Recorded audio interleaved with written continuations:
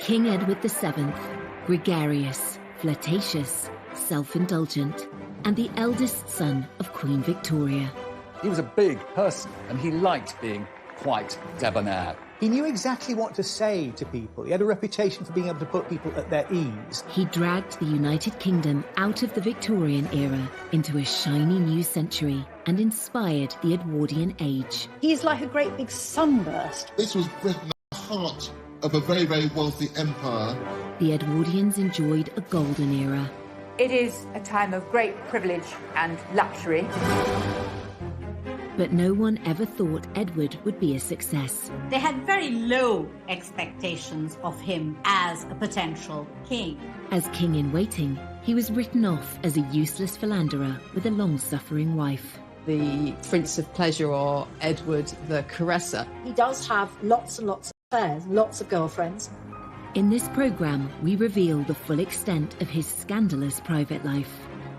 He's very happy to disavow Harriet in court, and that ultimately results in her being confined for the rest of her life in a lunatic asylum. How his beautiful wife, Queen Alexandra, stood by him. She was so tolerant of his misbehaviours, and maybe that also undermined her health. And ultimately, how this Playboy prince turned it all around to become one of Britain's most successful and popular monarchs who saved the royal family. The monarchy was really not fit for purpose. Edward did manage to pull it back quite quickly. He was truly the first people's king.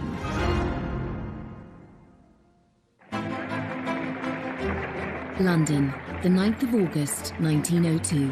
Coronation Day for the new King Edward VII. The ceremony marks the dawn of a new century and a new era of British royalty after 64 years of Queen Victoria. Edward's coronation was a huge affair. Much was expected of it, and really the eyes of the world were fixed upon London, anticipating this great event.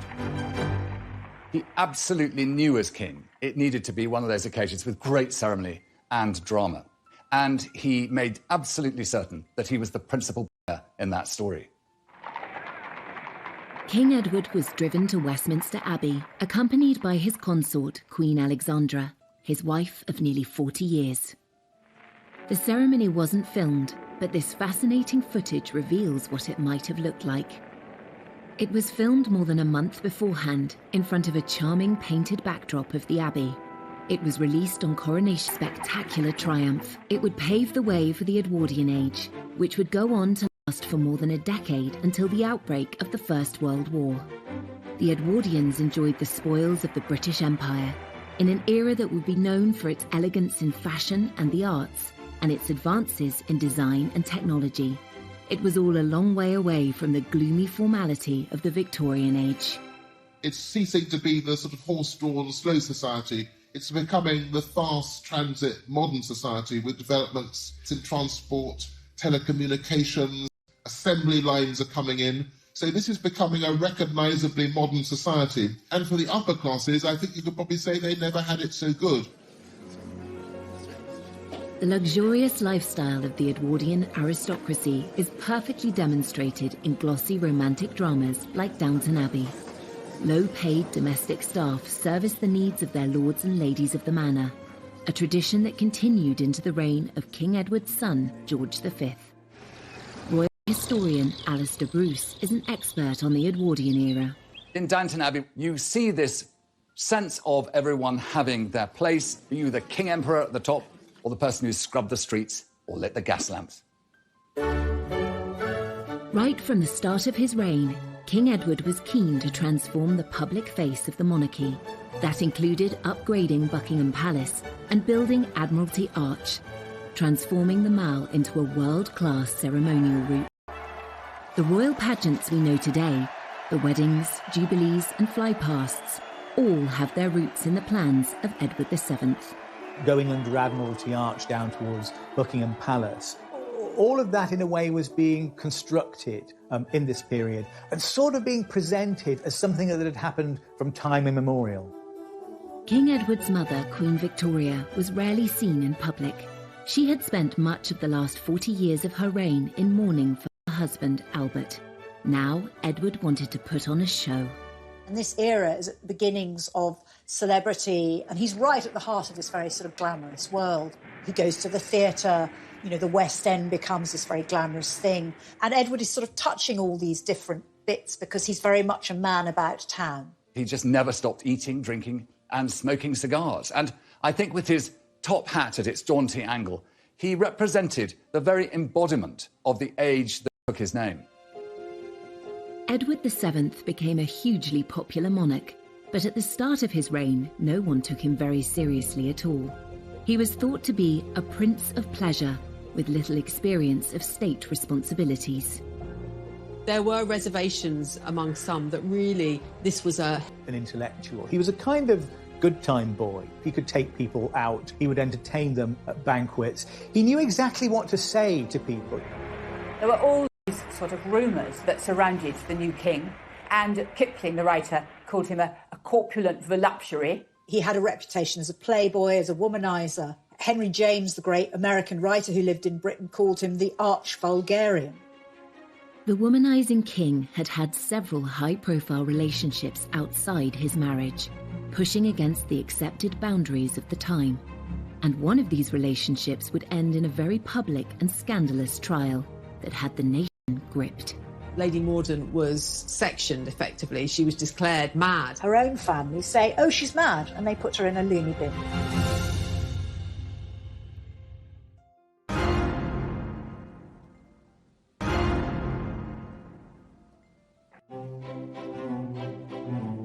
Before he became king, Edward VII had a reputation as a carefree prince of pleasure with dozens of mistresses.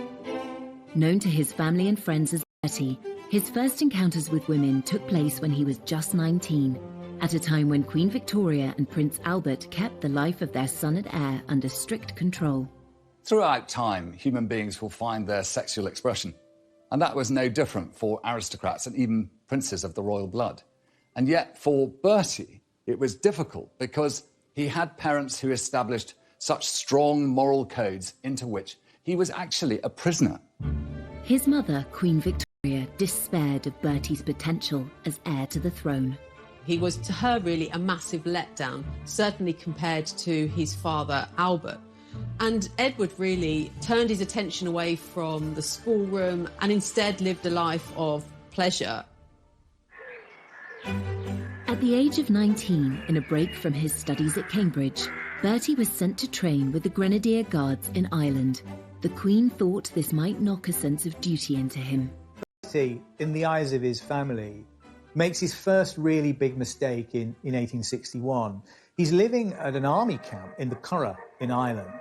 A kind of sexual prank takes place in that some of his fellow officers invite this woman, Nellie Clifton, the woman of easy virtue, and he goes and he finds her in his camp bed, and he's very keen on this. And I remember when I was researching this and looking at Bertie's diaries, there's an entry around this time at which he says, NC first time, NC is Nellie Clifton, NC second time, NC third time. There was absolutely no question that the young prince slept with Nellie Clifton. But this was something that was complete. It was only natural that his fellow brother officers would give him the chance to discover his sexual identity too. And what human being of that generation, given that huge opportunity in relation to the prison he'd lived in, would turn it down? When Victoria and Albert found out, they were appalled and urged Bertie not to be tempted by women. They were also trying to arrange his marriage to Princess Alexandra of Denmark. Albert dreaded the effect of what he called Bertie's fall from grace on their wedding plans. With this incident, it was his great worry that the future king of Denmark would not allow his daughter, Princess Alexandra, to marry a broken prince. Albert needn't have worried. Bertie's engagement to Alex went ahead without difficulty. Living in different countries meant they barely got to know each other before their marriage. And they met for the first time in the Cathedral of Speyer, near Heidelberg. They got on very well. But of course, the wedding itself had to wait several years because she was young. Alex was 16 at the time, the sweet-natured oldest child of Prince Christian of Denmark. She was famously gorgeous. She was very lively. She wasn't particularly bright or well-educated, but she loved having a good time and she rode a horse beautifully. She was a lot of fun to be with. They married 2 years later in 1863 and were very much in love. Bertie was faithful to Alex at the start, and she had no idea he had a roving eye. But he was soon meeting other women, at first out of her sight in the brothels of Paris. He does have lots and lots of affairs, lots of girlfriends. Even after he gets married, he had a tremendous reputation in Paris for visiting brothels and going to the theatre and having affairs with opera singers and actresses. In Bertie's social circle, adultery was really a sort of recognised sport. Bertie may have thought, well, you know, they're all at it, why on earth shouldn't I? Bertie's adventures in Paris began in 1864 when he was 23, just a year after his marriage to Alex. We know that he went to a very classy brothel called Le Chabonnet. Our knowledge about this mainly comes from later years, when the fixtures and fittings of this very fancy brothel were sold off, and certain kind of objects become associated with Bertie. The prince is said to have used this chair to entertain 2 women at once. This is a kind of 2-level construction. It has a kind of a platform at the top and a platform at the bottom, and it has handles. And it's quite hard, to be absolutely frank, to work out quite what you would do on this. It's believed Bertie also enjoyed the use of this silver swan Filled with champagne to entertain his ladies. Bathing in champagne seems a bit like the idea is probably better than the execution. Bertie may have pulled off these escapades in France without the knowledge of his wife or his controlling mother, but he had other relationships closer to home, which soon came to their attention. It's very hard to know how many mistresses Bertie had. There's hardly any letters, any correspondence from women is preserved in Bertie's papers. And this makes it very difficult to trace the exact nature of his relationships with all the women who were named. Bertie's favourite women came from aristocratic and celebrity backgrounds. He would meet them at society dinners, dances, and even at the theatre. We know he had very much a soft spot for Wagner, but we also know that he liked a more kind of rumbustious sort of theatre, the sort of theatre in which people showed their legs.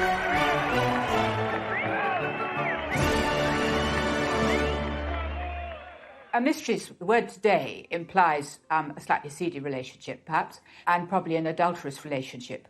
For Edward VII, I think he thought these relationships were sort of what he deserved to have as prince. One of Bertie's best-known lady friends was Lily Langtry. He met her at a dinner party in 1877 when he was 35 and she was 23. She launched her acting career off the back of her friendship with Bertie. Lily Langtry was this married woman from Jersey whose father was a cleric.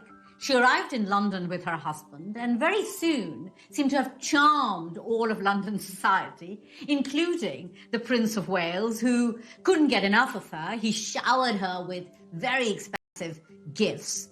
They went to a party on board a ship, and the captain, for a joke, filled the cabins with laughing gas. And you can imagine that was a rather riotous occasion. When Lily wrote her memoirs, she played up her role as a royal mistress. But Bertie's surviving letters and diaries offer no evidence of a physical relationship. Really, a break came between them when she put a spoonful of strawberry ice down the back of his neck in public. And that was a line that she crossed, and the relationship really cooled after that. Lily had affairs with other young aristocrats and gave birth to a baby daughter outside her marriage. Bertie was quick to distance himself from Lily, but his intimate relationships with other women showed no signs of slowing down. His 30-year friendship with Lady Jennifer Churchill, the mother of Winston Churchill, started because Bertie was friends with her husband, Lord Randolph. One of the few relationships that's quite well documented, his letters to her survive because she'd come to luncheon. Very often there's a lot of sort of endearments, but it doesn't mean that this was a sexual relationship. In her lifetime, Jenny Churchill was rumoured to have slept with 200 men, but there is no hard evidence that Bertie was one of them. Winston Churchill is said to have asked her whether she thought she might be in with the chance of becoming the first lady of the bedchamber. The once close friendship between Bertie and Lord Randolph Churchill suffered. One of the tensions in the relationship between Lord Randolph Churchill and Bertie was, of course, the fact that Bertie had this long-standing flirtatious relationship with Lord Randolph's wife. When Lord Randolph died of syphilis in 1895, Jenny sought advice in arranging his funeral. Among those she turned to was Bertie's wife, Princess Alexandra. Some of Bertie's mistresses were not unknown to Alexandra. They were from their mutual social circle. So Jenny Churchill did consult with Alexandra. This was about protocol, but it certainly shows this extraordinary attention at this time for preserving appearances. The minute there was, say, a court case because of a divorce, that led to, serious shutdown. But if it was sort of people were discreet, they could behave in quite an immoral way. One of Bertie's female friendships did lead to a divorce case and a serious scandal. It had begun in 1867 when he started calling on Lady Harriet Mordaunt. Her sisters were friends of Bertie's. Harriet Mordaunt was a young woman who was married off to Sir Charles Mordaunt, a rich aristocrat. Harriet was 20 and 12 years younger than her husband. When he went abroad on a fishing holiday, Bertie visited her in the country and watched her riding her 2 new white ponies. But Sir Charles came home early and found them together. Historian Anne Somerset is one of Harriet's descendants. He flew into a terrible rage, and the Prince of Wales made himself scarce. Sir Charles had the ponies dragged before Harriet, and the ponies were shot before her eyes. Worse was to come 8 months later, when Harriet gave birth to her daughter Violet. The premature baby made Harriet panic. The child sort of developed something slightly wrong with her eyes, and Harriet leaps to the conclusion that she's infected her with venereal disease. So she calls Sir Charles to her and she tells him that the child isn't his, that she's misbehaved with a number of men, including the Prince of Wales. Once again, Sir Charles flew into a rage. He ransacked Harriet's desk and found letters from several men, including Bertie. Bertie as witness, but in the end, rather than go to trial, Lady Mordaunt was sectioned effectively. She was declared mad. Her family, her own family, say, oh, she's mad, and they put her in a loony bin, rather than allow her to appear in court. Despite his wife's absence, Sir Charles pressed on with the trial. It led to lurid headlines in papers such as the Illustrated Police News, with Bertie tagged as the royal visitor. The Prince of Wales was the star witness, but spent little more than 5 minutes in the witness box. He was questioned in a very cursory way in that court. He wasn't asked anything very detailed. He was simply asked in a way to deny the affair. He's very happy to disavow Harriet in court under oath. And, that ultimately results in her being confined for the rest of her life in a lunatic asylum. No one claimed Bertie was the father of Harriet's child, but there have been suggestions of a conspiracy to silence her, something which suited several people. Her own family said she was mentally incapable and royal doctors agreed, so she never got to defend herself. There's a suggestion that, Bertie was sort of colluding with Harriet's father, Sir Thomas Moncrief, to ensure that she was declared insane. And certainly they all seem to have been prepared to sacrifice her, providing that the so-called honour of the family and indeed the status of the royal family was protected. Bertie assured his wife Alex and mother Queen Victoria that he had done nothing wrong, and they believed him, while Lady Harriet was locked away for nearly 40 years until her death in 1906. In these sort of days of the Me Too movement, many people would feel more severe about him. I think, in all fairness, one should pay credit to his better qualities, his achievements as king, and how he actually sort of managed to be a very popular monarch. 30 years after the Mordaunt scandal, Bertie was crowned king. His relationships were so well known in society by then that they were amusing rather than scandalous. He insisted that a group of his former mistresses should be invited to the coronation. Accompanying Edward at his coronation was, of course, his queen, Alexandra of Denmark, but also a group of women, the king's mistresses, who were together in a pew that was dubbed the king's loose box. And so mistresses of long-standing, Jenny Churchill, Winston Churchill's mother indeed, and Alice Keppel. So long-standing mistresses of Edward were there at the heart of this establishment occasion. One wonders slightly what the atmosphere was like within it. Been a playboy all his life, a trend that would continue into his reign. And the excesses extended to other areas of his lifestyle too. His drinking, eating and smoking was infamous, and soon it would bring him to the brink of death. Let's not forget that this 48-inch chest, 48-inch waist, there is a kind of foul burst that comes from it that says there's been an abscess in his flesh.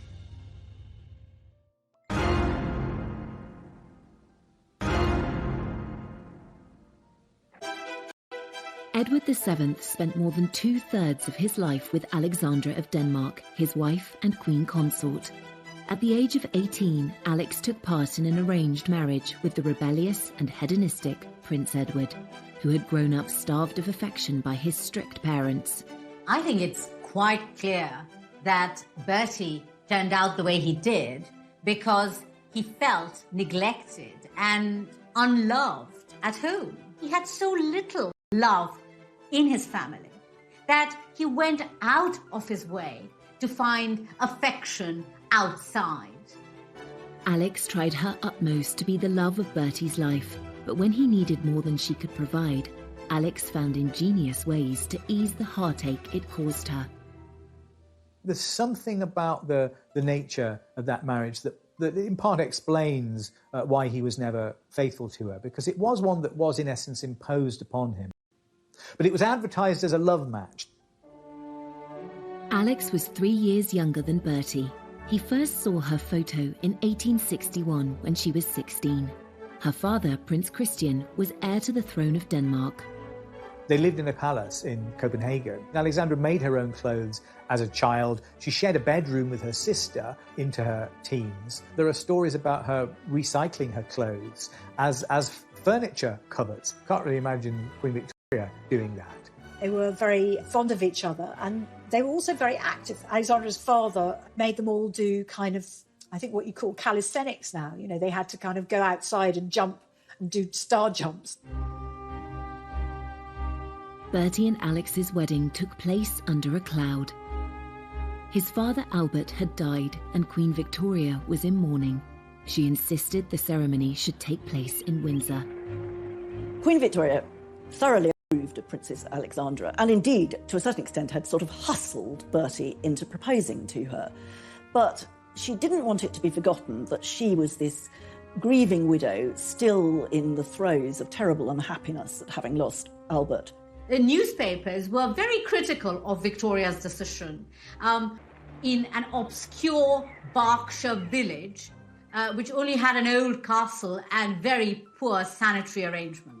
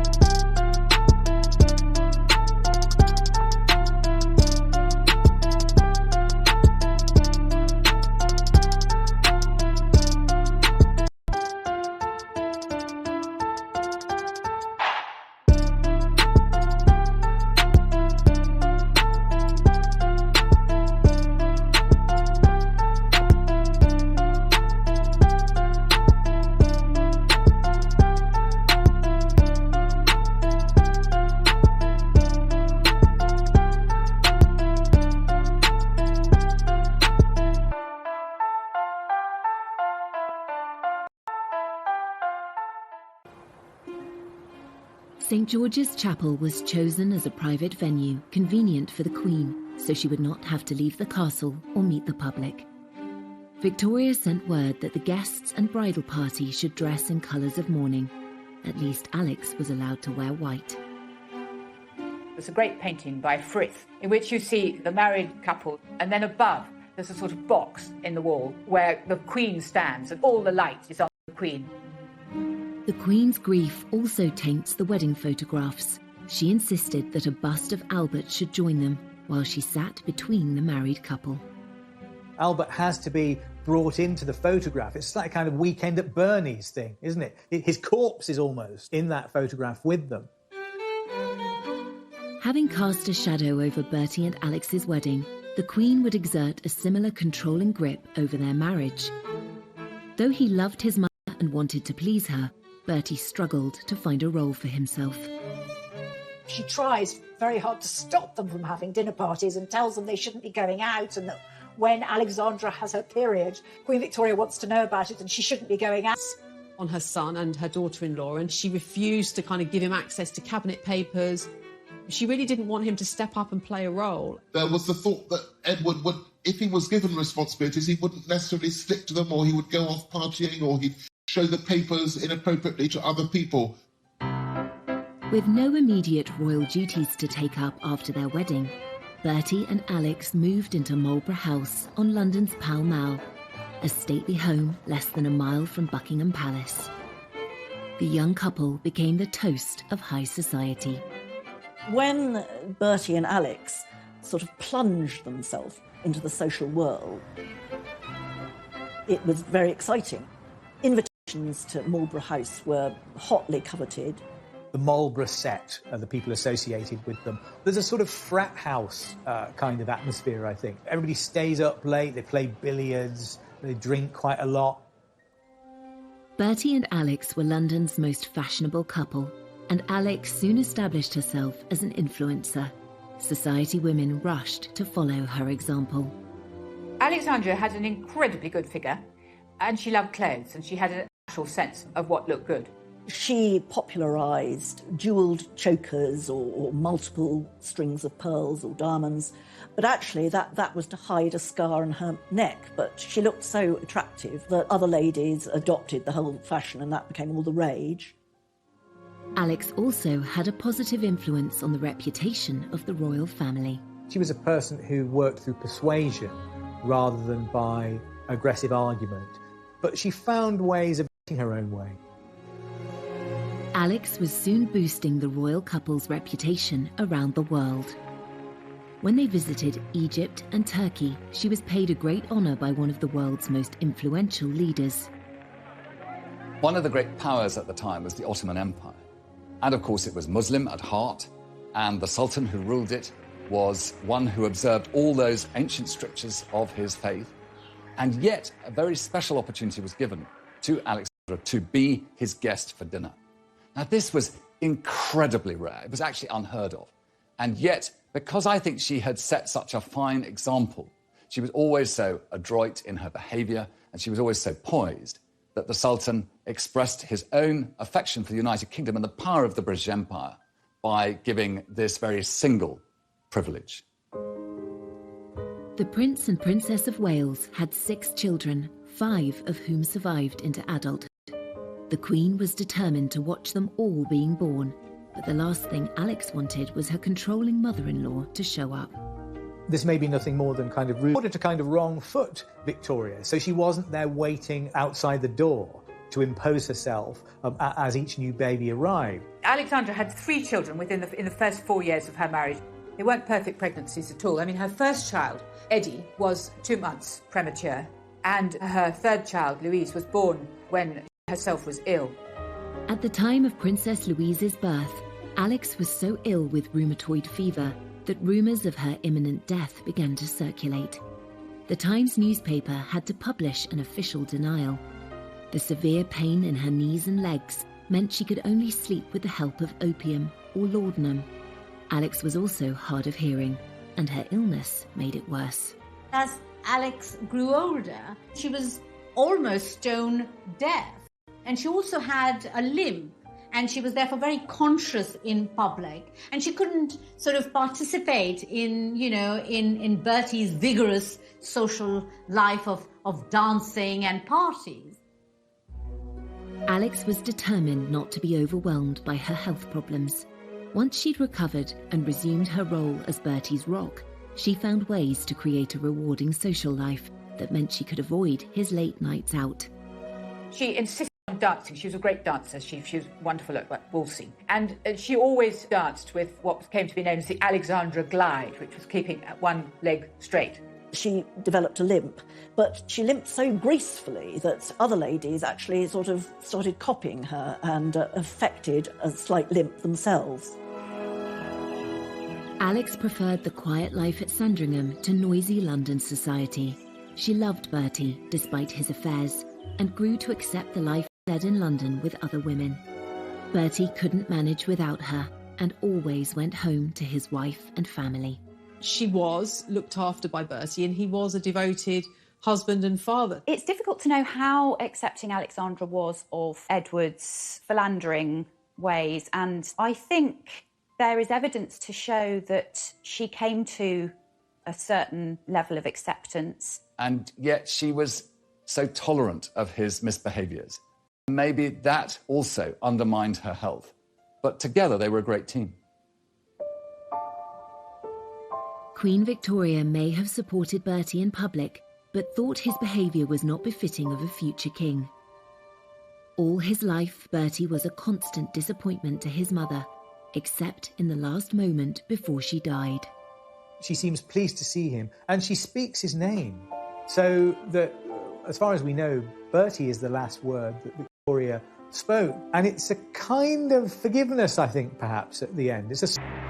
After nearly 60 years in waiting, Bertie, the Prince of Wales, was now King Edward VII. But his decades of smoking, drinking and overeating were quickly catching up with him. His doctors warned him that without urgent treatment, he might die in the middle of his coronation ceremony. There's a possibility that it's appendicitis, but once Treves cuts into the body, let's not forget this 48-inch chest, 48-inch waist, there is a kind of foul burst that comes from it that says there's been an abscess in his flesh. The nation, indeed the world, held their breath. In the end, the 40-minute procedure was successful. He sat up in bed, he emerged. In a way, this added to the sense of excitement and expectation. The coronation was delayed 2 months to allow him time to recuperate. King Edward VII was determined to drag Britain into the modern age, but not everyone was happy about it. Many British people who were quite restrained saw this old building that they loved turned into something like the interior of a French hotel. And that was probably quite surprising.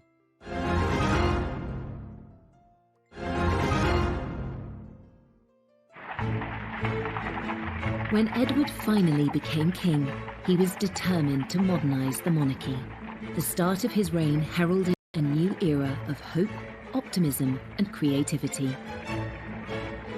He began by insisting the family should leave their beloved home at Marlborough House and move into the main royal residence of Buckingham Palace, which had been largely left empty by his reclusive mother. Alexandra was totally against the idea, but Edward said it was essential to make the monarchy more visible. She was desperate. She didn't want to leave at all.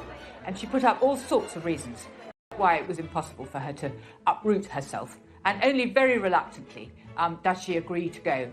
Buckingham Palace was full of junk, full of things that have just been clutter, full of and everything terribly dirty. And the king wants to get rid of everything that reminds him of his parents, and then to redecorate it and to create a Buckingham Palace which will be an ideal backdrop for the ceremonial court that he intends to hold. Edward and Alexandra hired theatre designers and decorators to make the palace look more glamorous. Some people said that his decoration of Buckingham Palace looked a bit like the Ritz Hotel. It was all red carpets and gold leaf. But all the same, it did give the sort of theatrical appearance that he wanted to give to his monarchy.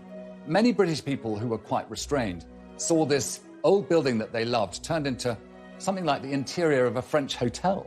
And that was this new era. And King Edward VII used Buckingham Palace and all these new ideas to be at the forefront of a new empire and a new way. It really was a case of kind of recharging, rebooting the monarchy. And he really did hit the ground running. And it was about getting rid of the old and bringing in the new in many ways. He immediately shows that he's going to embrace a completely different style of kingship. You know, Queen Victoria had basically hidden herself away for decades, and she very reluctantly came out. He's like a great big sunburst, basically. He is bringing monarchy into the 20th century, and it's going to be visible, and it's going to be glorious and gilded and splendid. This ceremonial side of the monarchy was right at the top of Bertie's agenda. The opening of his first parliament in 1901 was the perfect occasion for him to create a public spectacle. This was a really important act because it marked a real break with what had happened under Queen Victoria. Queen Victoria, particularly in the last 40 years of her reign after Albert's death, very rarely opened Parliament. With Edward, all that changes. He goes to Parliament in a marvellous coach, wonderful horses. He's wearing, you know, all his sort of robes. Alexandra sitting next to him in mourning, but looking absolutely marvellous, as only she could do. When he gets to Parliament, the King reads the speech himself. And this is a very important sign that the monarchy is going to play this very sort of ceremonial position within the Constitution. So here we have him basically saying, you know, it's now different. I am going to be a very present kind of monarch. And yes, of course, he kind of cleared out some of the furnishings of Victoria, who, of course, you know, his mother, she'd been queen for decades. So, you know, there was a lot of stuff to sort out. Totally unlike his excessively private mother, Edward wanted the public to see the changes he was making. Edward VII was perhaps the first monarch to realise the importance of not just doing the job, but being seen to be king, to be constantly in the public view, to be constantly photographed, which was now becoming possible. So his legacy, perhaps, was his understanding of the importance of being a king who could reach out to his people, who could be seen sort of driving in his car through crowds of people, waving and being amongst them. He was very conscious that he must show himself, be accessible to his people, and not hide himself away, as his mother had done all too often. The king needed to be seen, to be believed, and Imperial Britain felt that it needed spectacle to seduce the masses, really. These great state of events, which proliferate through the majesty of monarchy, are kind of reformulated at the beginning of Edward's reign. As Prince of Wales, Edward had already cultivated a reputation that was almost the polar opposite of his mother's. But as king, the traits which his mother had deplored in him, extravagance, lack of formality, became a real asset. I think there's one way in which you can really see Edward as embodying the spirit of his age, and that he is in a way a kind of anti-Victorian. That whole decade is shaped by the desire, I think, to put the 19th century behind it. There's a kind of disgust for the Victorian that is very apparent in the early years of the 20th century and became even greater later. And in a sense, that whole era is rebelling against Victoria, is trying to make a break with her, just in the way that he also tried to expunge the Victoria from his life once she departed the picture. Here was something new and a chance to be breaking free of all that constraint, all that endless British expectation of good behaviour. This was a new king who represented that burst of joy, burst of change, and opportunity for the aristocratic classes to have their great time in the sun. And the ebullience that had perhaps got him into trouble became the very element that made him the success he was. The king loved the new technology that was coming on stream, and he was personally involved in a major moment in international communication. When the first transatlantic radio message is beamed by Marconi, the sender is Teddy Roosevelt, the recipient is Bertie. That's part of the story of the special relationship, the fact that this Morse message goes across the Atlantic and goes from Roosevelt to Bertie. When he received a message from the President of the United States, it was the start of something exciting and new in the 20th century. And of course, he was the first great monarch of that century. This was also the era of the motor car, which gave individuals such freedom to roam. But this exciting invention was a status symbol that only the rich could afford. He was a great aficionado of it. He loved being driven around. I mean, they must have been terrible, smoky old things. But he was determined to represent the creative empire that he was king for. And after all, Britain had brought the world the Industrial Revolution, and its success as a trading nation depended upon its capacity to stay at the forefront of all ingenuity and technology, and he recognised his role in that.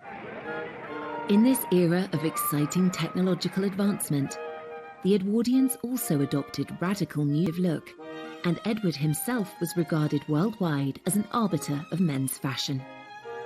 When Edward VII became king, it was a time when gentlemen of his station would change no less than 7 times a day. And so dress and clothing was very much a part of the apparel of kingship. And there was a lot to cover. He was a big person, and he liked being quite debonair, quite ebullient in the way he chose to dress. He also set another trend which still holds today. The tradition of having the lower button on a waistcoat undone. Again, that was Edward's invention as a product of his large stomach. It's still something that you're told to do if you get married in a suit from Moss Bros. And it's said that he's the founder of this tradition, and it's slightly a way of disguising the fact that his belly is kind of bursting through this garment. For the ladies, voluminous skirts were out, and the Gibson girl was in. Named after an American artist, this embodiment of the ideal Edwardian woman was slender, with an ample bosom and hips, and hair piled up on her head.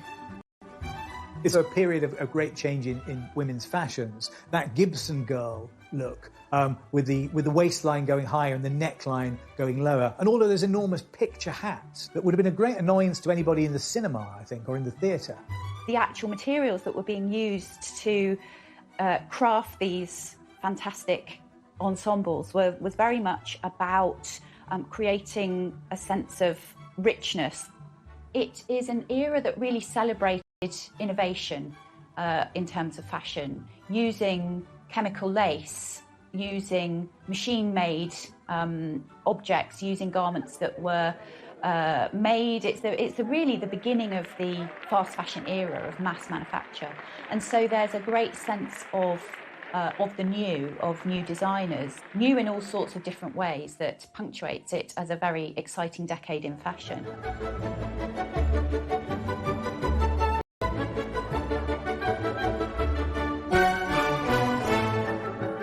Under the fun-loving king, the leisure and pleasure industries boomed. The Apollo Theatre and the London Hippodrome opened. And another famous landmark, the Ritz Hotel on Piccadilly, which quickly became the ultimate high society destination. The king was a big fan and loyal client of hotelier Cesar Ritz. As these elegant vintage photographs demonstrate, the glitzy new hotel's groundbreaking features included ensuite bathrooms, double glazing, walk-in wardrobes and beds made of brass rather than wood, the definition of luxury. There's also an interesting architectural term here that we can call the Edwardian Baroque. You know, you've got buildings that are on the inside are extremely modern, like the Ritz Hotel, which has a kind of skyscraper structure. It's steel inside there. But the outside of it, you'd think it was, it was something that had dropped down from the Palace of Versailles. It's very ornate, it's gold leaf. When you're walking inside it, it's like a kind of Versailles Hall of Mirrors effect. Everyone hankered for a taste of the high society glamour of Edward's lifestyle. Even if the Ritz was a little beyond their means, they too could enjoy the sophistication of taking afternoon tea at one of the many corner houses, maisons, that sprang up across the country, especially those belonging to the Lyons Corner House chain. Life might have been fine and dandy in Edward's Britain for those who could afford it, but there was a less golden side to the golden era. A huge divide between the haves and have-nots. It's probably too easy to sort of forget about the fact that all sorts of people were actually living in considerable hardship. And in fact, There were very bad class tensions which were intensifying during the reign. Many thousands of men and women were in service at this time. It was a huge employer, but there's no doubt that the hours were long. It was incredibly difficult work. Often the treatment could be very poor. And so life in service really highlighted that distinction between the super rich and those people who were actually providing them with service in the country house setting. The Edwardian era is it's a kind of golden age before the horrors of the First World War. It is a time of great privilege and luxury. But on the other hand, where the Edwardian era gets its sort of tension from is that it's also a period of extreme inequality in income, a period of acute poverty, and a period when you see the beginning of important welfare reforms. Though life in Edwardian times changed dramatically, some things stayed the same. Edward was still seeking companionship from women who were not his wife, and one of them has a direct link to Prince Charles.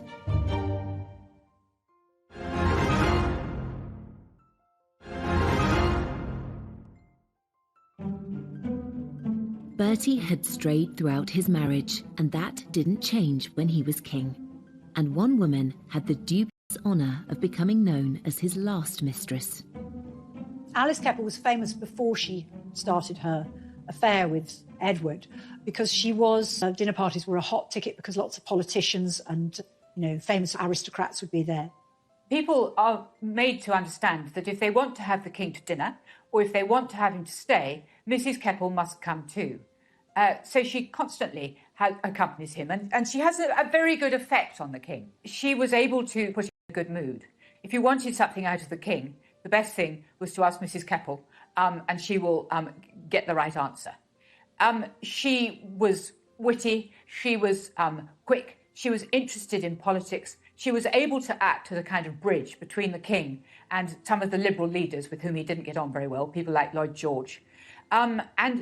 Basically, they both enjoyed being with each other. I don't think it was a very passionate affair, but it was a sort of, it was rather a grown-up relationship. Mrs. Keppel is very interesting because she is much younger than him, and the relationship is one of companionship and friendship. I don't think it is necessarily the same sort of sexually promiscuous relationship that he may have enjoyed in his youth.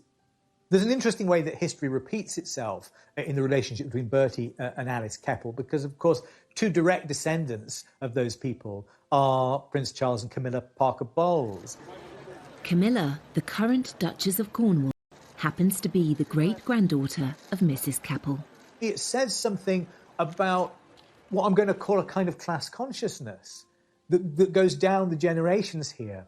These are people who are all from the same part of society. They all had relationships with each other. Those lines of descent follow, and all their great-great-grandchildren still all know each other. So I think it says something about a kind of continuity of social life, and possibly a continuity of mores from the beginning of the 20th century to the end of it. Two women played a crucial part in shaping the king Bertie became. Mrs. Keppel helped him to broker his relationships with the leading politicians of the day. Meanwhile, his wife Alexandra was by his side on big state occasions, helping him wow the crowds and also throwing herself into charity work. Alexandra was strong-minded, and she had a very strong sense of dress. And she also had a sense of theatre. The night that mourning for Queen Victoria was due to end, there was a court ball, and she was repeatedly asked if ladies were still expected to be in black. And she was very evasive. She managed not to give any sort of answer. So the lady guests took the decision to play safe and all came dressed in black.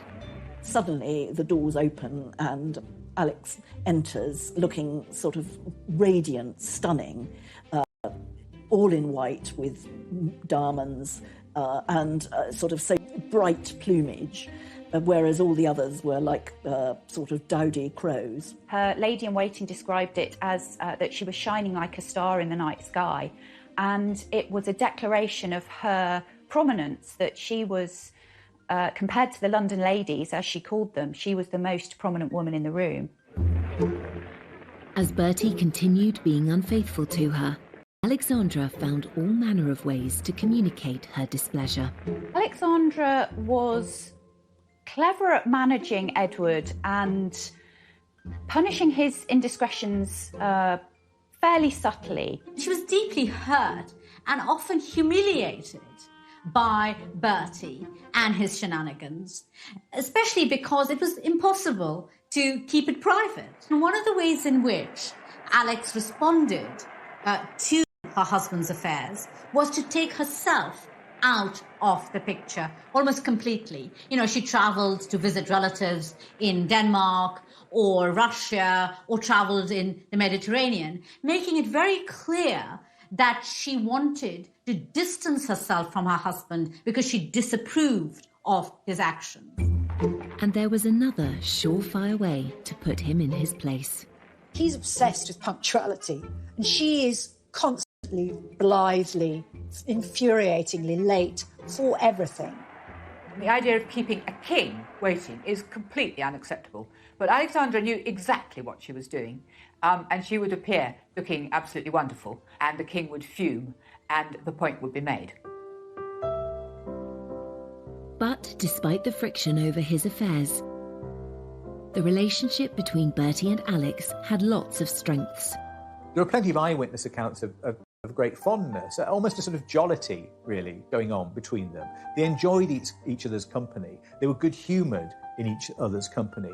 I think, in a way, it's a surprisingly functional relationship, given the circumstances, and a relationship of some complexity. There doesn't seem to have been much agony in it, if I can put it like that. Aside from her mischievous attempts to punish her unfaithful husband, Alexandra threw herself into charity work. Alexandra has an extraordinary sort of innate sympathy.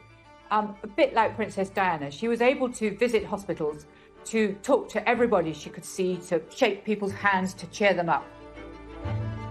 She helped raise funds to fit out a hospital ship named the Princess of Wales that was used to bring back wounded soldiers from the Boer War. She brought a sense of responsibility and kindness to the monarchy.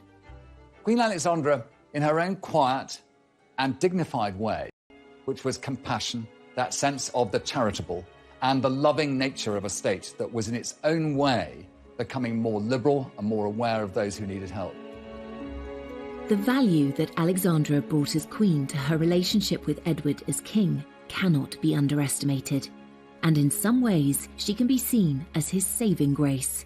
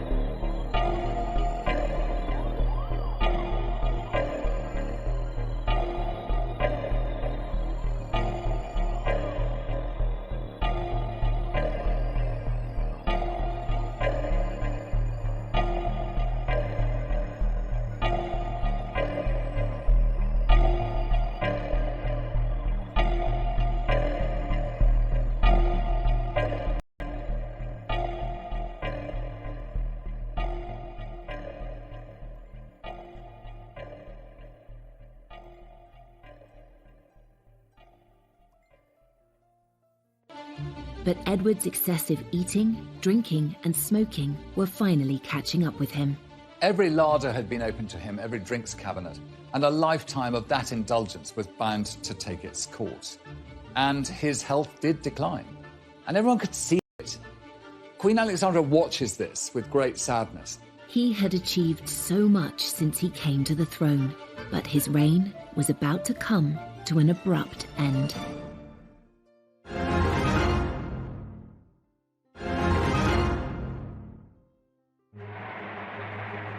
Edward VII was the first king to foster a truly public persona and to be toppled from their thrones. After so many years where the Queen just hadn't been visible, and there really was a sort of rising tide of republicanism, it seemed that, you know, the monarchy was really not fit for purpose, it was out of touch, it had lost its way in many ways. So it was quite remarkable, really, that Edward did manage to pull it back, and pull it back quite quickly. Actually, he won heart, and he did prove himself to be a king fit for the times. And though Edward's reputation as a fun-loving playboy never left him, his many triumphs far outweigh this. I think we remember Edward as a man overly devoted to pleasure, but there is a serious side to him that is neglected and unremembered. He's one of the brokers of the Entente Cordiale, for instance, that made relations between France and Britain a lot more friendly than they'd been in the past. So if we're going to kind of refocus him slightly, let's think less about the cigars and the horses, and maybe more about this side of him, about his kind of political nous. And when Edward went on an official visit to India, he also demonstrated an enlightened outlook on race relations. He was deeply shocked by the behaviour of some of the British officials out there, and he came back determined that something must be done to stop the racist behaviour of the English against the Indians. He writes home to his mother that all the people in India would be far more accepting of our rule if he actually treated them with firmness but kindness, not with brutality. He had defied all expectations of him, particularly those of his mother, and he was determined to make sure he didn't make the same mistakes with his own children as she had with him.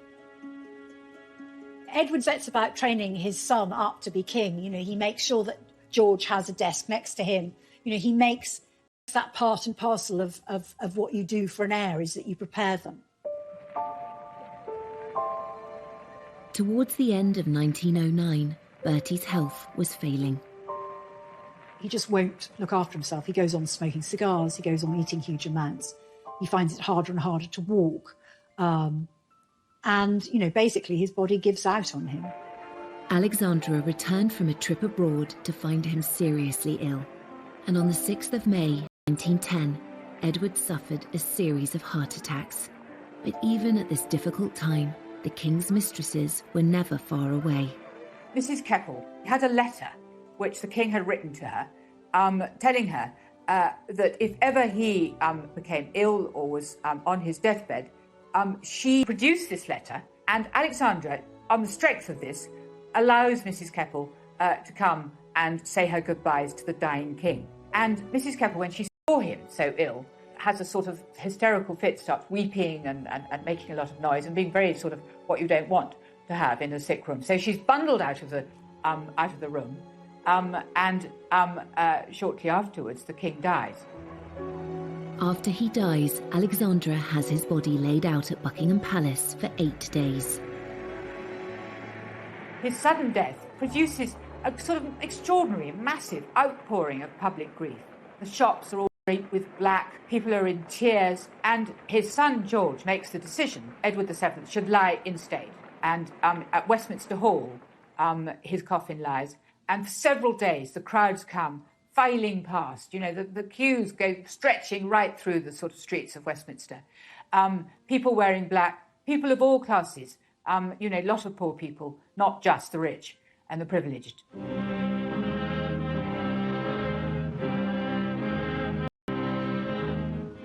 Predictions he would be a terrible king had been proved totally wrong. His funeral was held 11 days after his death, and it too drew huge crowds. The funeral of Edward VII is, in a way, it's the biggest production number of his career. It's the climax of it all.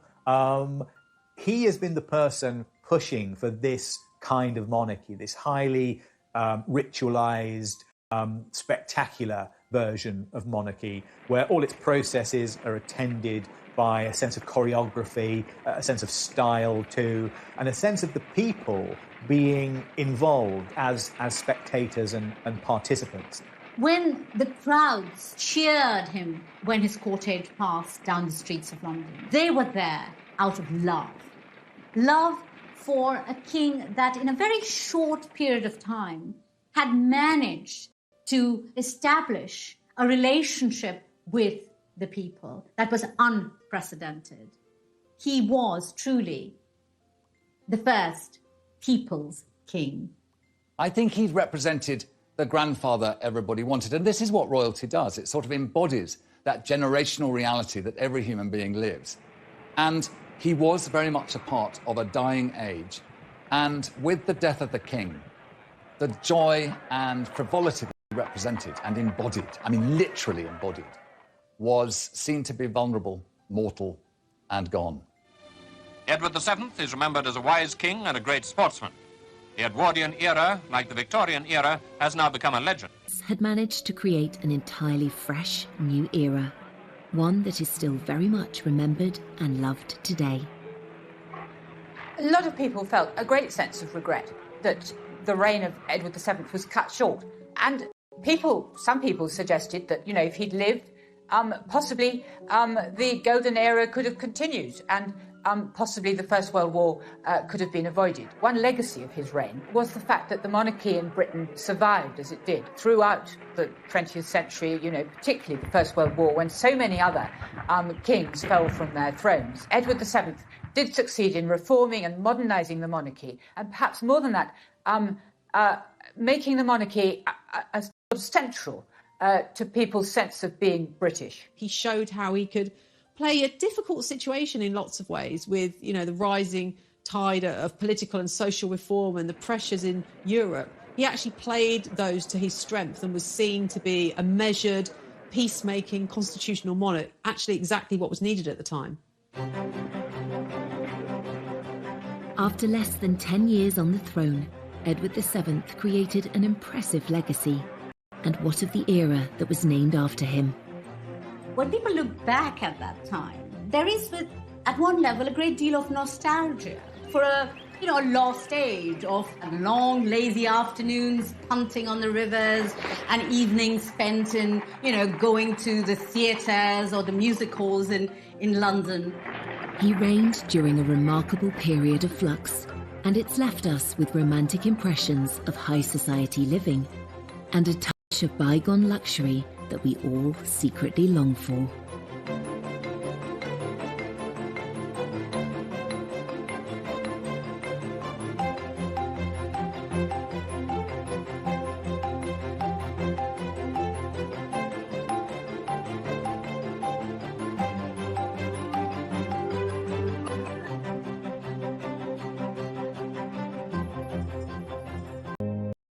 Era of British royalty after 64 years of Queen Victoria.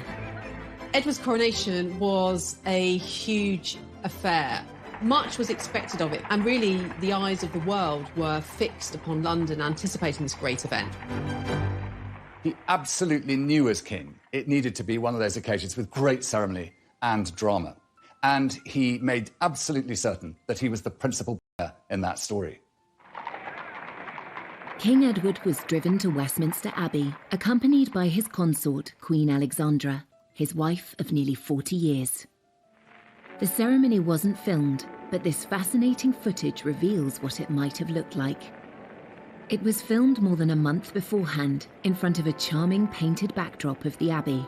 It was released on Coronation. Spectacular triumph. It would pave the way for the Edwardian age, which would go on to last for more than a decade until the outbreak of the First World War. The Edwardians enjoyed the spoils of the British Empire, in an era that would be known for its elegance in fashion and the arts, and its advances in design and technology. It was all a long way away from the gloomy formality of the Victorian age.